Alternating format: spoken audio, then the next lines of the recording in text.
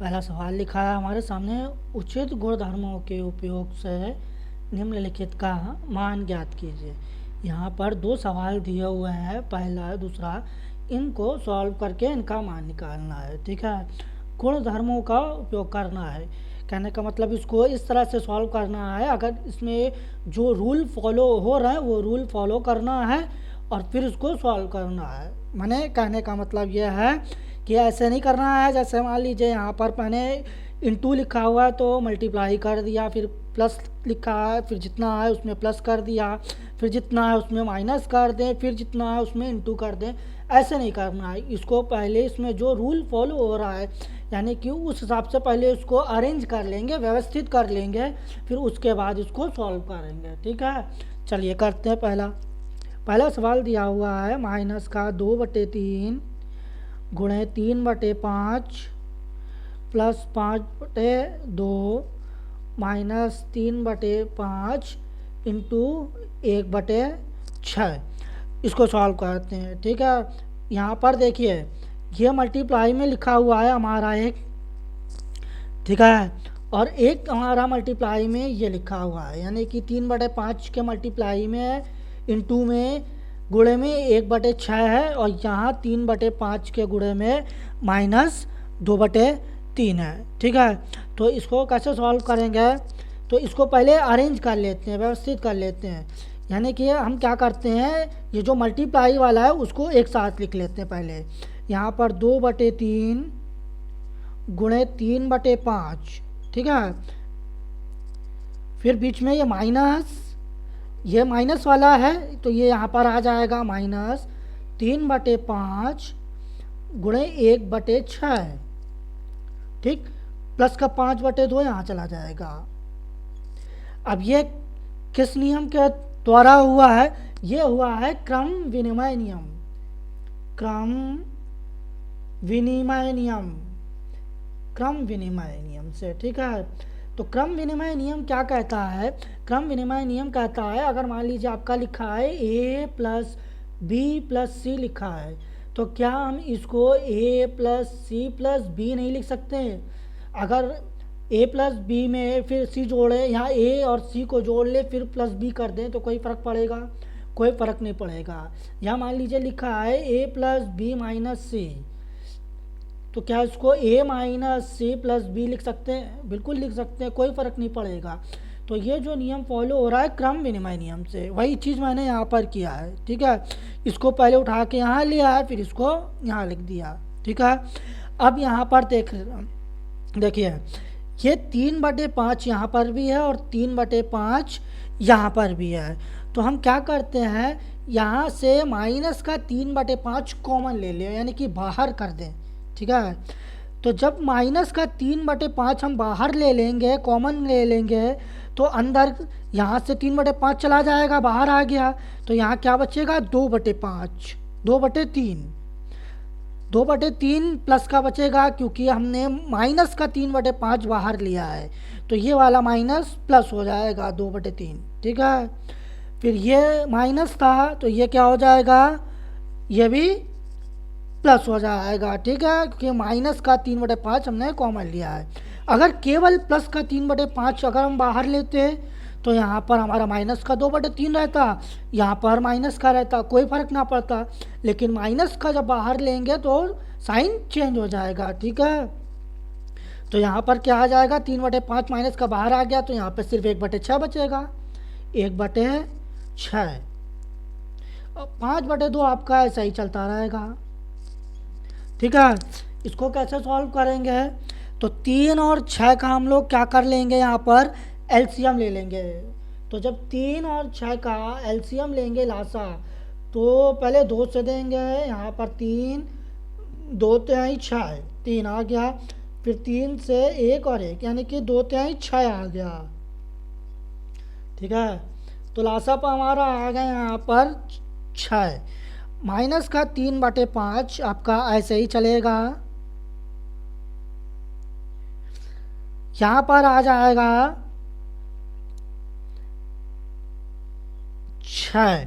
ठीक है, तीन, अब क्या करते हैं, 3 का 6 में डिवाइड देंगे तो 3 दूनी 6, 2 आया, 2 का मल्टीप्लाई ऊपर, 2 का गुणा ऊपर यानी कि 4, फिर प्लस 6 का 6 में डिवाइड देंगे, भाग देंगे, 1 आएगा, 1 का मल्टीप्लाई ऊपर 1, प्लस का 5/2 ऐसे ही रहेगा। ठीक है,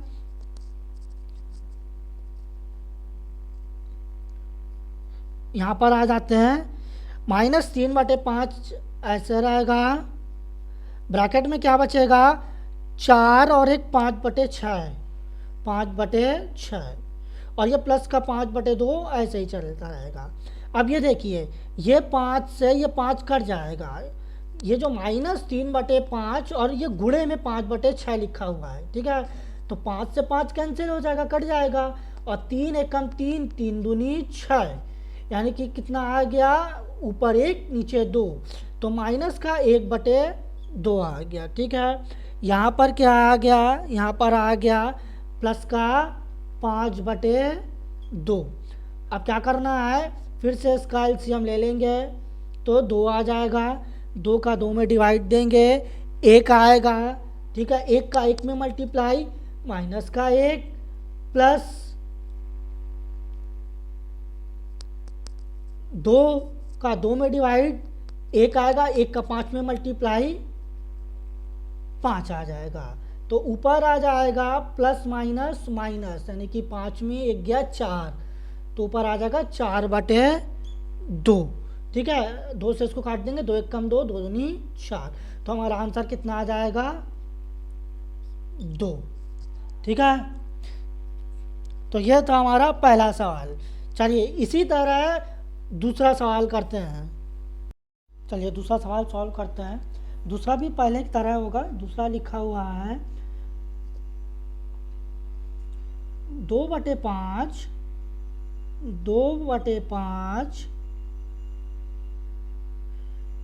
गुणे -3/7 -1/6 गुणे 3/2 प्लस 1/14 इंटू 2/5, 2/5। ठीक है, तो देखिए इसको भी सेम पहले की तरह ही सॉल्व करना है। यहाँ पर हमें दिख रहा है 2/5 -3/7, और यहाँ पर भी 2/5 के साथ 1/14 का मल्टीप्लाई, तो यहाँ पर भी 2/5, यहाँ पर भी 2/5, ये मल्टीप्लाई, ये मल्टीप्लाई। तो हम क्या करेंगे, इसको और इसको पहले एक साथ लिख लें। ठीक है, यानी कि 2/5 गुणे -3/7, फिर बीच में प्लस 1/14 गुणे 2/5। ठीक है, और फिर माइनस 1/6 गुणे 3/2। तो ये आया कहाँ से, ये आया क्रम विनिमय नियम से, क्रम विनिमयता से। ठीक है, क्रम विनिमयता पहले बताया मैंने, क्या बोलता है, क्रम विनिमयता कहता है कि अगर कोई भी नंबर लिखा है a + b + c लिखा है, तो क्या हम उसको a + c + b नहीं लिख सकते हैं? बिल्कुल लिख सकते हैं, चाहे a में b को जोड़े फिर c जोड़े, या a में c को जोड़े फिर b जोड़े, दोनों में ही आंसर क्या आएगा, सेम आएगा। या मान लीजिए लिखा है a + b - c, तो क्या इसको a - c + b नहीं लिख सकते हैं? लिख सकते हैं। तो वही चीज़ यहाँ पर लिखा हुआ है, ये है a, ये है b और ये है c। ठीक है, तो पहले a - b + c है, तो मैंने a + b फिर -c कर दिया। ठीक है, ये क्रम विनिमयता से। अब दूसरी बात, यहाँ पर दूसरी चीज़, यहाँ पर भी 2/5 है, यहाँ पर भी 2/5 है। ठीक है, तो अगर मान लीजिए ये लिखा हुआ है a और ये लिखा हुआ है b + c, तो इसको हम कैसे लिख सकते हैं, a का b के साथ मल्टीप्लाई, यानी कि a × b, फिर प्लस लगाया, फिर a का c के साथ मल्टीप्लाई, a × c। तो ये वही चीज़ तो लिखी है, a का b के साथ मल्टीप्लाई, फिर a का c के साथ मल्टीप्लाई, यानी कि ये a की जगह 2/5, b की जगह -3/7 और c की जगह 1/14, तो a ब्रैकेट b + c। ठीक है, लिख सकते हैं। तो ये आया है वितरकता से, वितरकता। ठीक है, तो ये गुणधर्म हो गया क्रम विनिमयता और ये हो गया गुणधर्म वितरकता से। ठीक है, तो उसको कैसे सॉल्व करेंगे, यहाँ पर 2/5 बाहर ले लेंगे तो अंदर क्या बचेगा, -3/7 और +1/14। ठीक है, और फिर आपका यहाँ पर माइनस, इसको सॉल्व कर लेते हैं, 3 एकम 3 और 3 दूनी 6, तो 1/4 आ गया, 2 दूनी 4। ठीक है, अब देखिए 7 और 14 का क्या कर लेंगे, एलसीएम लेंगे। तो 7 और 14 का जब एलसीएम लेंगे तो 2 से देंगे 7 आ जाएगा, फिर 2 सत्ते 14, फिर 7 से देंगे 1 1, यानी कि 2 सत्ते 14। ठीक है, 14 आ गया। तो एलसीएम कितना आ गया, एलसीएम आ गया 14। 2/5 ऐसे रहेगा, यहाँ पर आ जाएगा 14। 7 का 14 में डिवाइड करते हैं, 7 दूनी 14, 2 आया, 2 का 3 में मल्टीप्लाई, 2 3 6 माइनस, फिर प्लस 14 का 14 में डिवाइड देंगे, 14 का 14 में डिवाइड देने पर भाग देने पर 1 आएगा, 1 का मल्टीप्लाई 1 में 1 आएगा, -1/4 ऐसे ही चलता रहेगा। ठीक है, यहाँ आ जाते हैं, ये आ गया आपका 2/5 और यहाँ कितना आ गया, माइनस का 6 और प्लस का 1, तो 6 में 1 गया, माइनस प्लस माइनस, 6 में 1 गया 5, 5/14, माइनस का 1/4, 5 से 5 कट गया, 2 एकम 2 और 2 सत्ते 14, तो ऊपर आ गया 1/7, यहाँ आ गया और यहाँ आ गया 1/4। ठीक है, इसको कैसे सॉल्व करेंगे, 7 और 4 का एलसीएम, 7 4 का एलसीएम लेंगे, 2 7 और 2 दूनी 4, फिर 2 से 1 7, फिर 7 से 1 और 1, यानी कि 2 दूनी 4, 4 सत्ते 28, 28, एलसीएम आ जाएगा 28। 7 का 28 में भाग देंगे, 7 चौका 28 और 4 आएगा, 4 का 1 में मल्टीप्लाई, 4 एकम 4, यानी कि इसका भाग देते हैं, इसमें जो आता है उसका ऊपर में मल्टीप्लाई, 4 का इसमें भाग देंगे, 4 सत्ते 28, 7 आएगा, 7 का इसमें मल्टीप्लाई, 7 एकम 7। ठीक है, यह आएगा माइनस माइनस। ठीक है, अब क्या होगा, माइनस का 7 और माइनस का 4, तो कितना हो जाएगा, 7 4 11, माइनस का 11/28। तो ये था दूसरा सवाल, इसका आंसर -11/28। ठीक है, अब सॉल्व करेंगे अगला सवाल, दूसरा सवाल हमारा लिखा हुआ है, निम्नलिखित में से प्रत्येक का योज्य प्रतिलोम लिखिए। योज्य प्रतिलोम, योज्य प्रतिलोम का नियम कहता है कि मान लीजिए कोई भी नंबर लिखा हुआ है, 2 3 4 5 6, कुछ भी मान लीजिए लिखा हुआ है, उसका योज्य प्रतिलोम क्या होगा। योज्य प्रतिलोम का मतलब है एक ऐसा नंबर जिसको जोड़ने पर हमारा 0 आए, यानी कि अगर 2 लिखा है तो 2 का योज्य प्रतिलोम क्या हो जाएगा, -2। क्यों, क्योंकि अगर 2 में हम -2 जोड़ेंगे तो हमारा क्या आएगा, 0 आएगा, तो 2 का योज्य प्रतिलोम -2। इसी तरह मान लीजिए अगर 6 लिखा है तो 6 का योज्य प्रतिलोम क्या हो जाएगा, 6 का योज्य प्रतिलोम हो जाएगा -6। क्यों, जब 6 में हम -6 जोड़ेंगे तो हमारा 0 आएगा। कहने का मतलब है कि योज्य प्रतिलोम वह संख्या होगी जिसको उस संख्या से जोड़ने पर 0 आए। ठीक है, अगर मान लीजिए हमारा कोई भी नंबर माइनस में लिखा है, ये लिखा हुआ है -8, इसका योज्य प्रतिलोम क्या होगा, तो इसका योज्य प्रतिलोम हो जाएगा +8। क्यों, क्योंकि माइनस के 8 में जब हम प्लस का 8 करेंगे, माइनस के 8 में 8 जोड़ेंगे तो हमारा 0 आएगा माइनस प्लस माइनस 0। ठीक है, तो आपको इसमें कुछ नहीं करना है, जो प्लस में लिखा है उसको माइनस कर देना और जो माइनस है उसको प्लस में लिख देना है। तो 2/8 का योज्य प्रतिलोम क्या होगा? 2/8 का योज्य प्रतिलोम हो जाएगा माइनस का 2/8 योज्य प्रतिलोम। ठीक है, क्योंकि 2/8 में जब हम प्लस करेंगे माइनस के 2/8 तो हमारा 0 आएगा। क्यों? देखते हैं, 8 एलसीएम लेंगे, 8 आएगा, 8 का 8 में भाग देंगे, 1 आएगा, 1 का ऊपर मल्टीप्लाई 2 प्लस माइनस माइनस, 8 का 8 में भाग दिया 1, 1 का ऊपर मल्टीप्लाई 2, तो 2 में 2 गया, कितना आया? 0, यानी कि 0 आएगा। ठीक है, इसी तरह -5/9 का क्या हो जाएगा?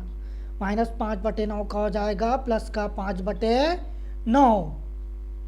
ठीक है, माइनस का 6/5 का क्या हो जाएगा? माइनस का 6/5 का हो जाएगा प्लस का 6/5।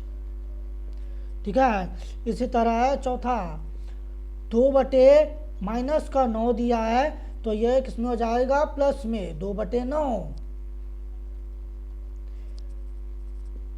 19/6 दिया हुआ है माइनस का, तो ये भी किसमें हो जाएगा? प्लस में 19/6। तो ये हो गया इसका योज्य प्रतिलोम। ठीक है, चलिए अब सॉल्व करते हैं तीसरा सवाल। चलिए तीसरा सॉल्व करते हैं। तीसरा में यहाँ पर x के 2 वैल्यू लिखे हैं, एक x बराबर 11/15 है यहाँ पर पहला, और दूसरा x बराबर -13/17। इनके लिए सत्यापित करना है -x = x। ठीक है, चलिए कैसे सॉल्व करना है। x लिखा हुआ है पहला, x बराबर दिया हुआ है 11/15। हमें क्या निकालना है? हमें ये निकालना है कि x माइनस और फिर उसका माइनस = x होता है कि नहीं। यानी कि कहने का मतलब अगर x है तो उसका योज्य प्रतिलोम क्या हो जाएगा?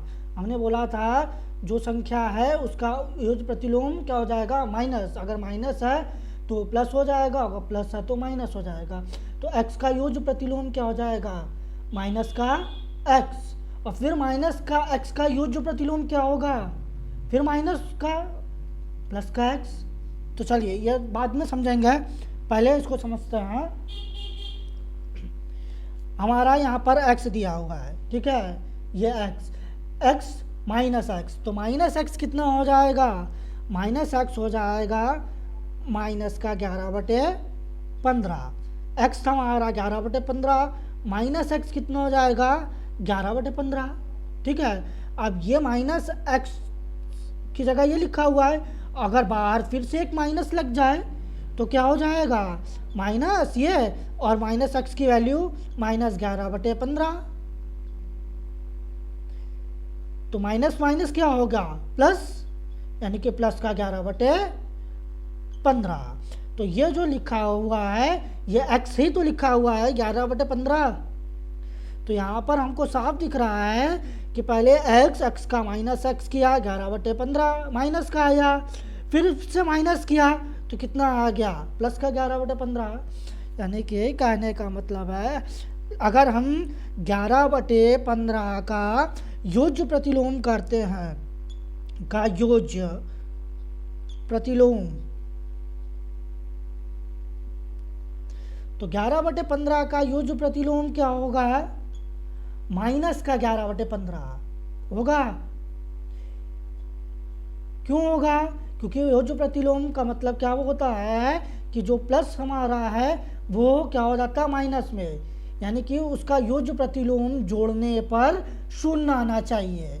तो यही तो होता है, योज्य प्रतिलोम वो संख्या होती है जिसको जोड़ने पर 0 आए। तो इसका यो जो प्रतिलोम ये, और इसको इसके साथ जोड़ेंगे तो 0 आएगा।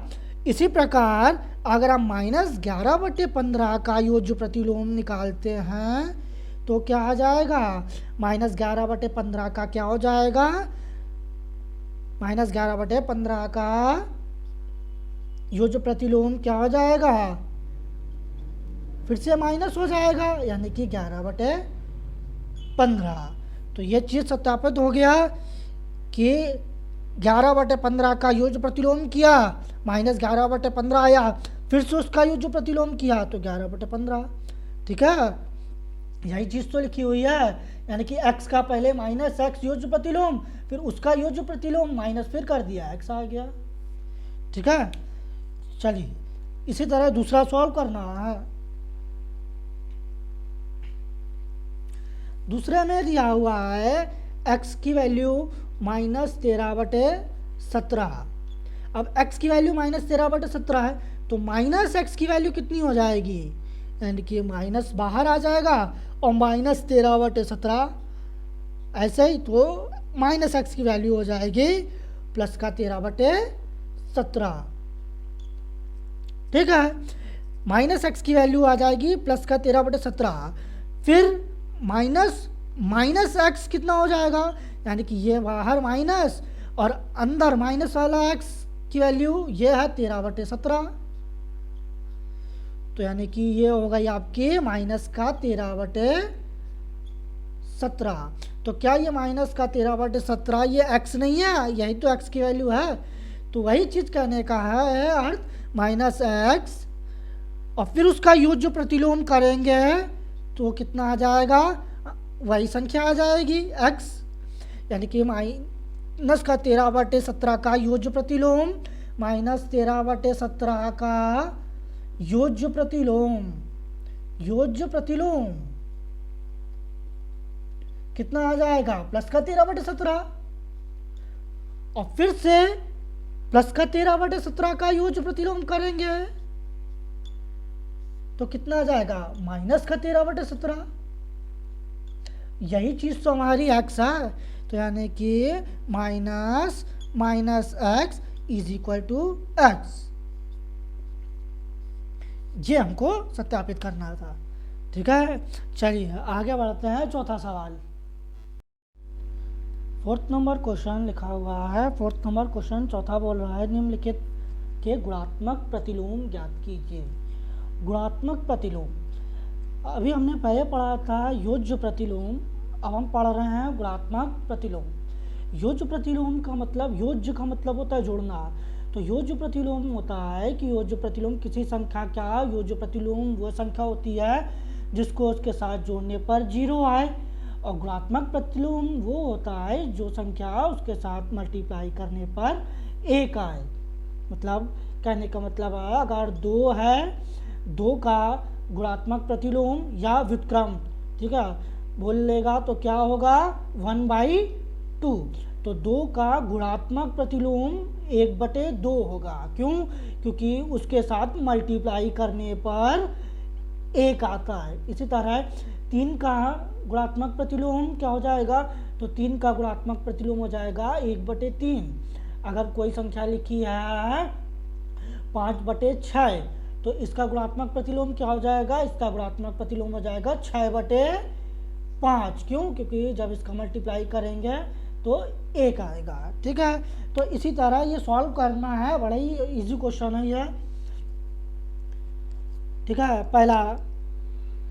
पहला है -13, तो -13 का क्या हो जाएगा, 1/-13, ये हो गया इसका गुणात्मक प्रतिलोम।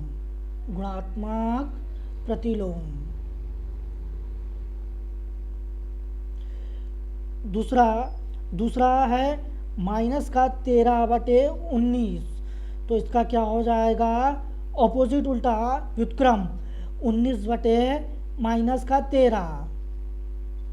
ठीक है, तीसरा है 1/5, तो 1/5 का क्या हो जाएगा, 5/1, या हम लोग 5 भी लिख सकते हैं। क्यों, क्योंकि 1/5 में जब 5 का मल्टीप्लाई करते हैं तो 1 आता है। ठीक है, इसी तरह चौथा फोर्थ क्वेश्चन बोल रहा है माइनस का 5/8 इंटू माइनस का 3/7। तो इसका क्या होगा, पहले इसको सॉल्व कर लेंगे। तो माइनस का 5×3 15, ये हो गया 15 प्लस का बटे 8 सती 56 56। तो इसका क्या हो जाएगा, इसका हो जाएगा गुणात्मक प्रतिलोम 56/15। ठीक है। पांचवा फिफ्थ क्वेश्चन है माइनस का 1 गुणे माइनस का 2/5। तो जब इसको सॉल्व करेंगे 2 का 1 में मल्टीप्लाई करेंगे, 2 1 कम 2 प्लस का 5। तो इसका क्या हो जाएगा गुणात्मक प्रतिलोम, इसका हो जाएगा 5/2। लास्ट माइनस का 1 सिक्स्थ क्वेश्चन दिया हुआ है माइनस का 1 का गुणात्मक प्रतिलोम क्या होगा। तो 1 का गुणात्मक प्रतिलोम क्या हो जाएगा, 1 का हो जाएगा 1/-1। ठीक है, यानी कि माइनस का 1 इंटू 1/-1 1 आएगा। तो -1 का क्या हो जाएगा 1/-1। ठीक है, या -1। ठीक है, तो यह था हमारा फोर्थ क्वेश्चन। ठीक है।